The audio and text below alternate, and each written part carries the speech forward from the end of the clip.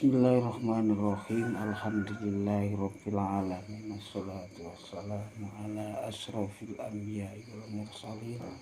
Walhamdulillahirabbil alamin. A'udzu billahi minasyaitonir rajim. Bismillahirrahmanirrahim. Rabbi israh li sadri wa yassir li amri wahlul 'uqdatam min lisani yafqahu qawli. Amma ba'd. Qolal iblis, ngendika sapa iblis, laknatullah, muga-muga nglaknati ing iblis sapa Allah. Irji mulya sira wa ana atika lan utawi ingsun iku atika bakal paring sapa ingsun ing sira kula yaumin saben-saben dina arba'atu dirham ing papat pira-pira dirham. Dadi iblis iki ngomong nang ngene menungso mulya engko tak kei dina 4 dirham. Fatarfa'u mongko ngangkat sira kuliyaumin saben-saben dina tarafah ing pucuk klasamu fi rasika ing mongko njukuk sira ing fatarfa'u mongko ngangkat sira kuliyaumin saben-saben dina tarifu fi rasika ing pucuke klasa sira fatakhudhuha mongko njukuk sira ha ing 4 dirham ing arba'at dirham.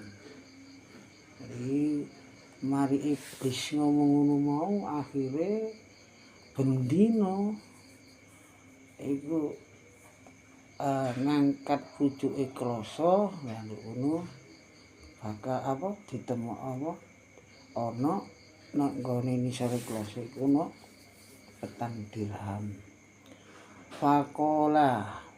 Faqala mongko ngandika sapa abet au taf'al apa to nglakoni sira zalika ing mengkono-mengkono. Wong iku sing diomongi mau takon apa bener kuwi bakal nglakoni ngono mau, maksude ngekeki dirham saben dina. Kala ngucap sapa iblis na'am ya.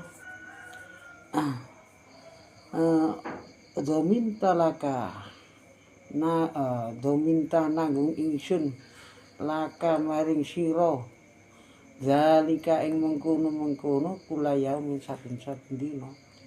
Iblis jawab iya, aku bakal nglakoni ngono mau, tak kei 4 dirham saben dina. Faraja ila munzilihi mongko mulya sapa wong ila manzili maring omahe abet mau sing diomongi iblis mau. Fawajada mongko nemu sapa abet zalika ing mengkono-mengkono yaumaini 2 dina au salasatan utawa 3 dina. Tibake temenan wong mau sing diomong ketemu iblis mau nemu 4 dirham ana 2 dina utawa 3 dina. Au masya Allah utawa ing perkara kersa sapa Allah.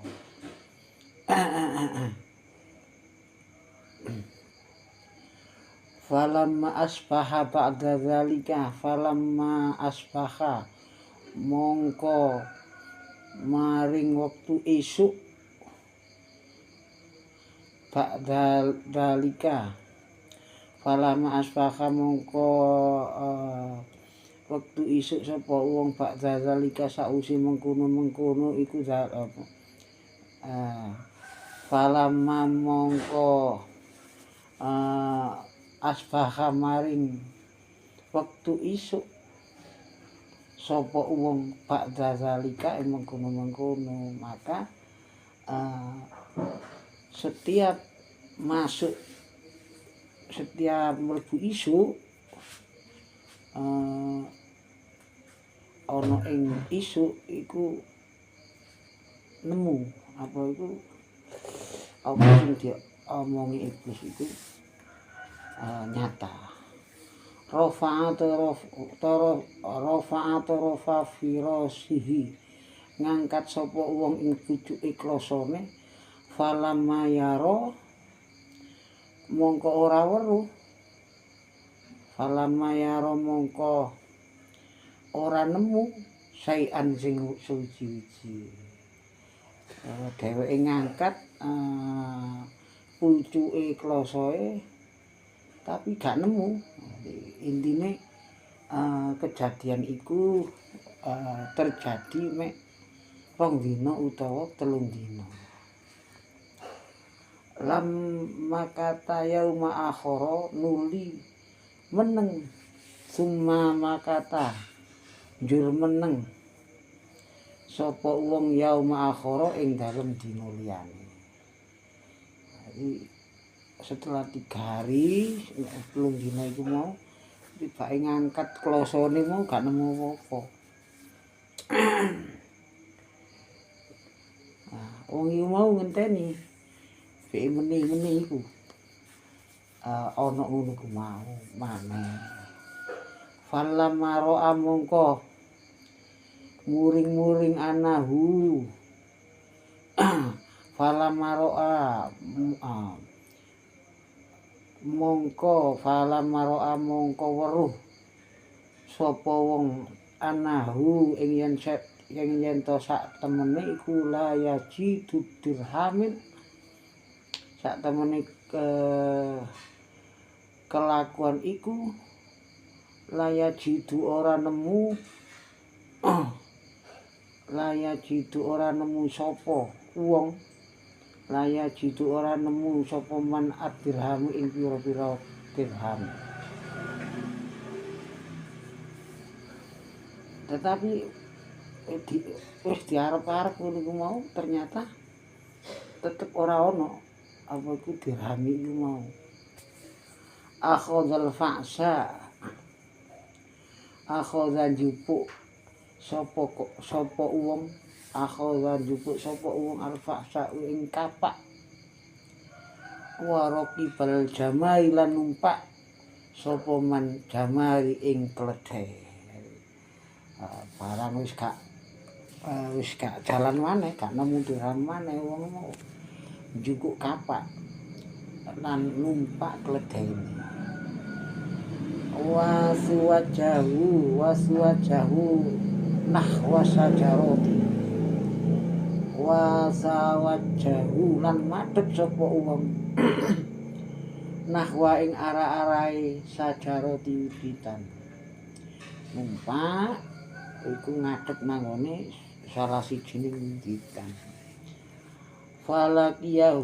Falakiyahu mongko nemoni sapa wong mongko nemoni ing wong iblis sapa iblis ala surati insan ing atase rupa manungsa. Barang ajange apa iku nunggang kledhe ana ajange ngethuk wiwitan sing gedhe mau tibake ditemoni iblis dalam bentuk manusia. Faqala lahu mongko takon sapa iblis lahu maring wong aina turidu apa karep aina turidu apa karep sira apa karepmu iki apa kola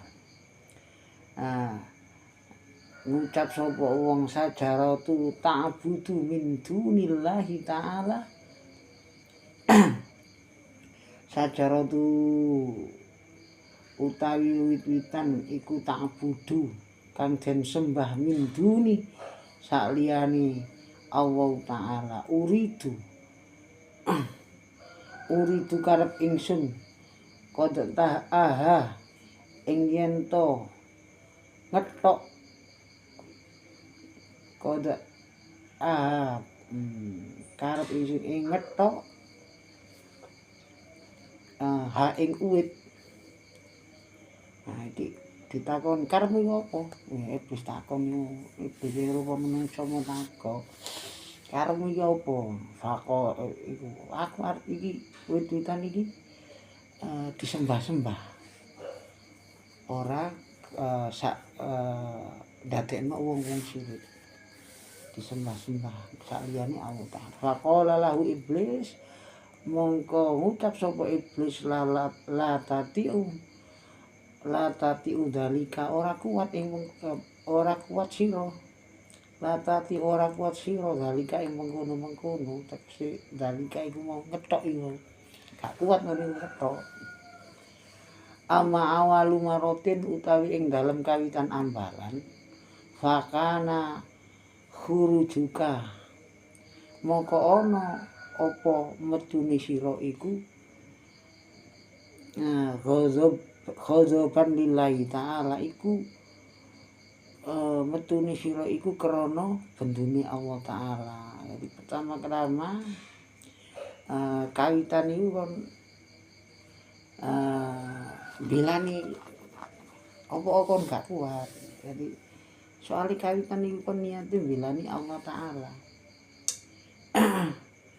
Falau istama ahlas sama mongko lamun kumpul sapa ahli langit wal ardilan bumi. Maroduka mongko ora bisa nolak sapa ahli ing sira. Jadi kaitan-kaitan kon ikhlas ngetok wit-wit apa duwe niat lillahi ta'ala. Pada saat kon niat ngono iku mau ora ana sing iso nolak ahli bumi lan ahli langit. Ora ana sing iso ngalami kok awakmu.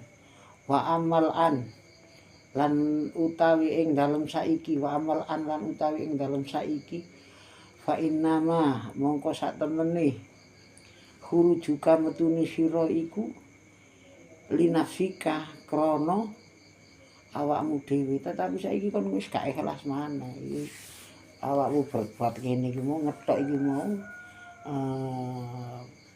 iga kanggo melawan kezaliman kalau gak lillahi ta'ala tapi krana awakmu dhewe maksud iku dhek wis gak dikeki dirham maneh akhire kepengin ngetok wit-witan iku. Gak pertama-tama ikhlas sing diceritakno mau sing dijakno wingi iku gelut ya kan. Gelut karo iblis iku kan menang banding-bandingan iki mau. Akhire digodha karo iblis mau dikeki dirham sak dina.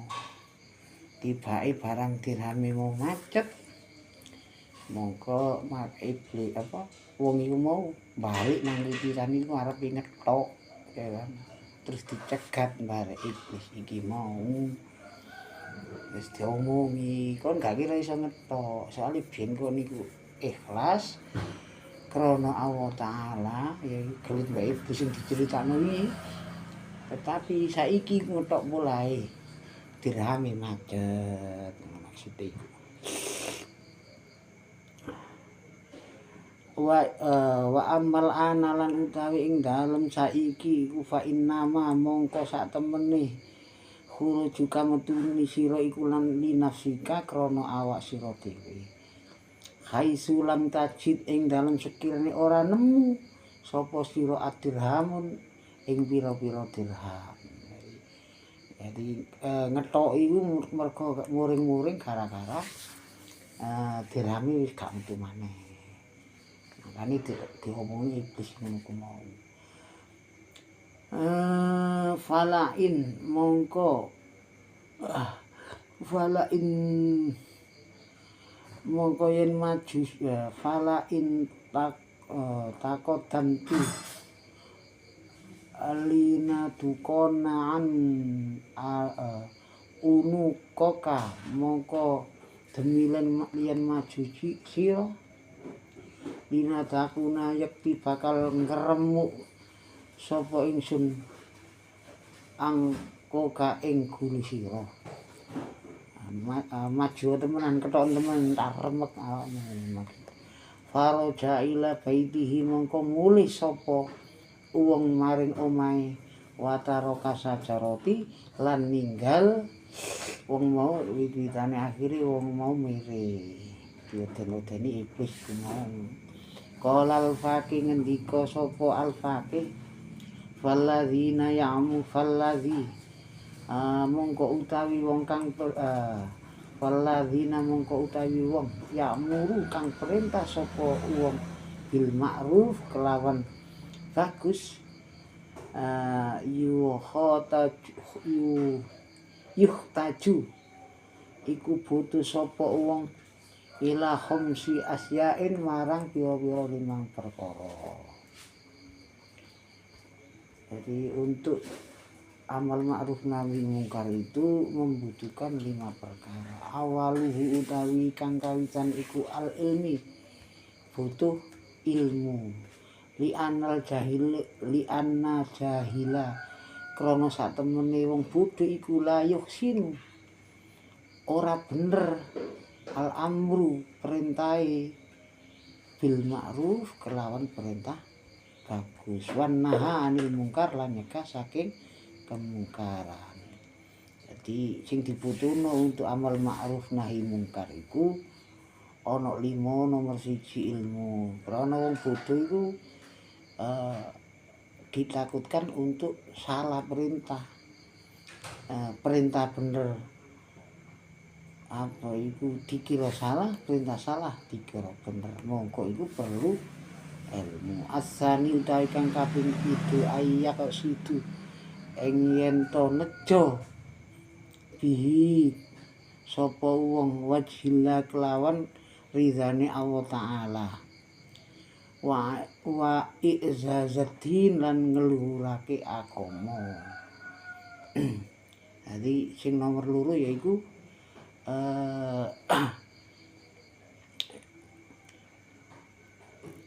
iku ikhlas berharap